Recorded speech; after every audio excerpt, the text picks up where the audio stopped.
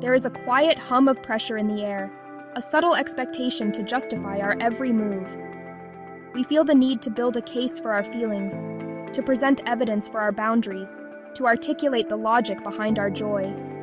Not everything needs defending. We rehearse arguments in the quiet of our minds, preparing for battles that may never come. This constant state of readiness, this internal bracing for impact, is a silent thief of our tranquility. It's an exhausting performance for an audience that often isn't even paying attention, and so we learn to pause, to feel the urge to over-explain rise like a tide, and to simply observe it without acting. In that space between impulse and action, we find a choice, the choice to conserve our energy.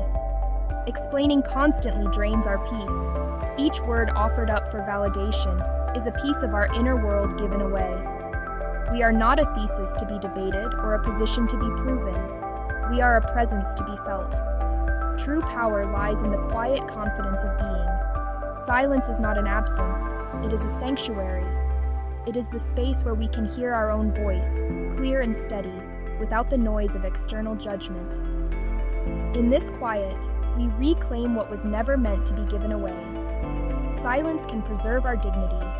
It is a shield, not of hostility, but of profound self-respect. It communicates that our peace is not negotiable. Let go of the belief that you owe the world a detailed map of your soul. Your reasons are your own. Your path is your own. You do not need a consensus to be valid. Release the weight of unnecessary explanations.